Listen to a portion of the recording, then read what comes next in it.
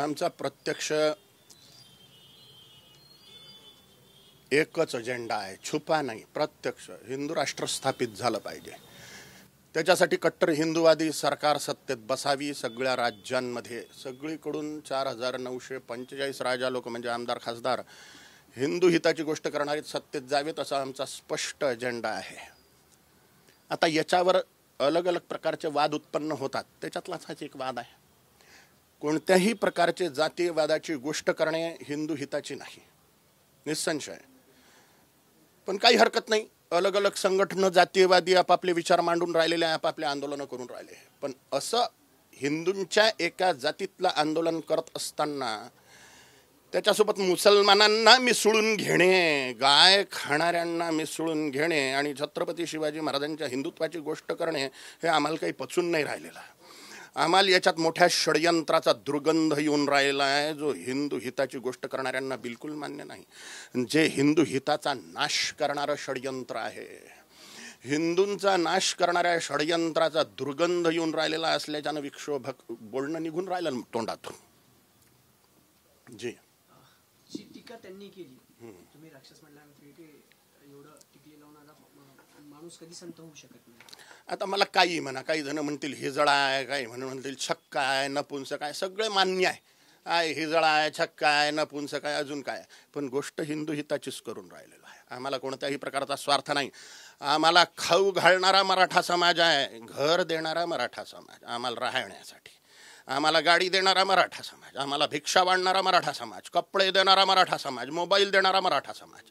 आम्ही मराठा समाजाच्या विरोधात कसं काय जाणार आहे? हिंदू हितासाठी जितक्याही लढाया झाल्या त्याच्यात मराठ्यांचा सहभाग खूप मोठा आहे, निसंशय। परंतु मराठ्यांच्या आरक्षणासाठी आंदोलन उभारून मौलाना नोमिनीच्या मांडीला मांडी लावून काय करतायत? थळग्यांवर जाऊन काय करतायत? गाय खाणाऱ्यांच्या सोबत कसं काय बसलेले आहात? गाय खाणारा आणि गाय पूजणारा कधीही भाऊ होऊ शकत नाही। मग कशासाठी 10% आरक्षण मराठ्यांच्या आरक्षणासहित मुसलमानांसाठी मागणी केलेली आहे? उद्देश काय आहे? हिंदूंना फोडणे, जातीयवादात हिंदूंचे तुकडे तुकडे करणे आणि हिंदूवादी सरकार हाणून पाडणे। कोण्या लोकांसाठी? ज्या लोकांनी अण्णासाहेब पाटलांच्या मराठा आंदोलनाला सपोर्ट केला नाही त्या लोकांसाठी। अण्णासाहेब पाटलांच्या मराठा आंदोलनाला ज्यांनी सपोर्ट नाही केला त्या लोकांच्या सांगण्यावरून का? कशासाठी करताय? हिंदूंचा नाश कशासाठी करताय? सडक्या जातीवादात हिंदूंचे तुकडे कशासाठी करताय? कोण याच्या मागे तुम्हाला वाटतं? ते सगळ्यांना माहित आहे, ते मी बोलून फायदा नाही आहे।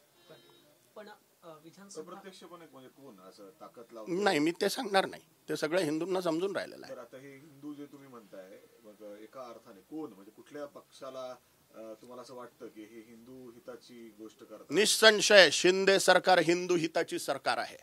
माझी हार्दिक इच्छा आहे शिंदे सरकार पुन्हा सत्तेत बसलं पाहिजे। परंतु ज्यांना हिंदू हित नको, ज्यांना आपलं स्वतःचं स्वार्थ कारण साधायचं आहे, ते निसंशय शिंदे सरकार, बीजेपी सरकार, सेना सरकार पाडण्याच्या प्रयत्नात आहेत। आणि तेच मी सगळीकडे बोभाटा करून राहिलेलो आहे। हिंदू लोकांना एकीभूत करून वोटर बँक बनवण्याचा प्रयत्न करून राहिलो हिंदू साम्राज्याच्या स्थापनेसाठी।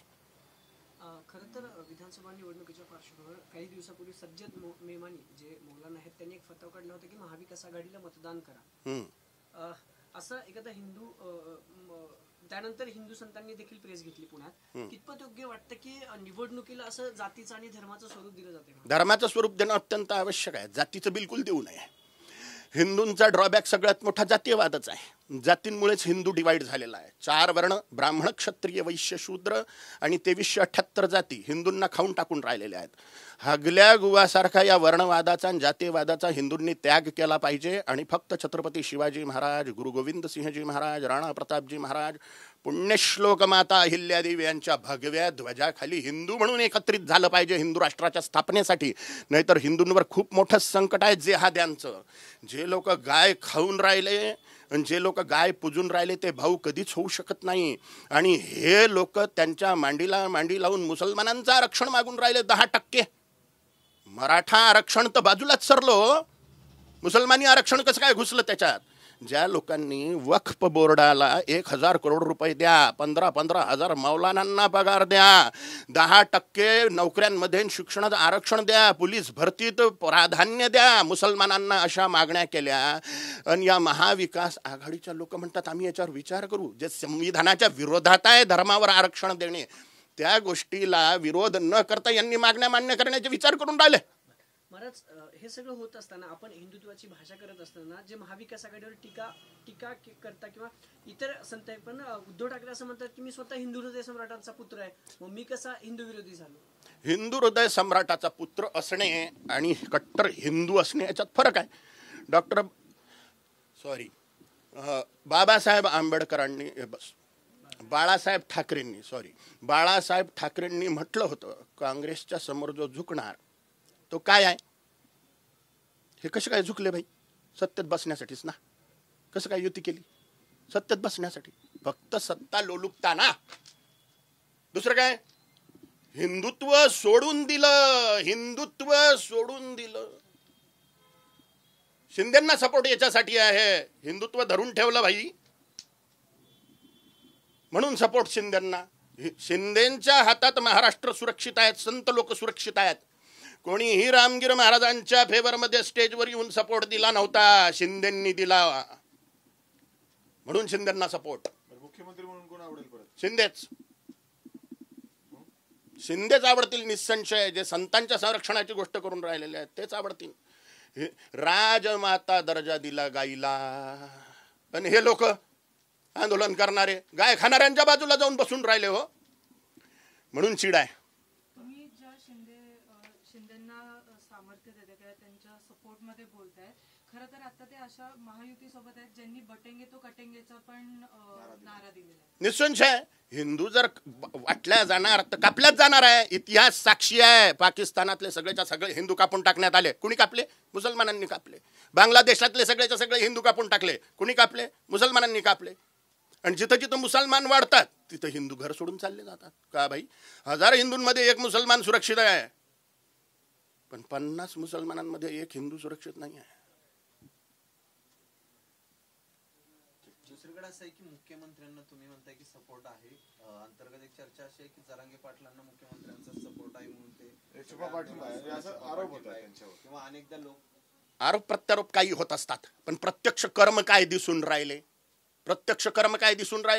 एक थळग्यावर जाऊन चादरा चढवून राहिले, गाय खाणाऱ्यांच्या थळग्यावर गाय खाणाऱ्यांच्या मांडीला मांडी लावून बसून राहिले आणि त्यांच्यासाठी आरक्षण मागून राहिले. मराठा आरक्षणासहित मुसलमानांचं 10% आरक्षण मागून राहिले. अरे अरे अरे अरे, स्पष्ट दिसून राहिलं हिंदू द्रोह होऊन राहिलेला आहे, हिंदूंचा विश्वासघात होऊन राहिलेला आहे, मराठ्यांचा विश्वासघात होऊन राहिला, स्पष्ट दिसून राहिलं. आणि मी संन्यासी असताना बोलू नये जीवाच्या धाकानं. काय करसाल तुम्ही? माझं मारून टाकसाल. अजून काय करसाल? मी पुन्हा जन्माला येईन हेच काम करीन. महाराज, तुम्ही आरक्षणाच्या विरोधात आहे का ते मुस्लिम समाजासोबत गेले त्याच्या विरोधात आहे? मी कोणत्याही प्रकारच्या आरक्षण बिरक्षणाची गोष्ट करतच नाही.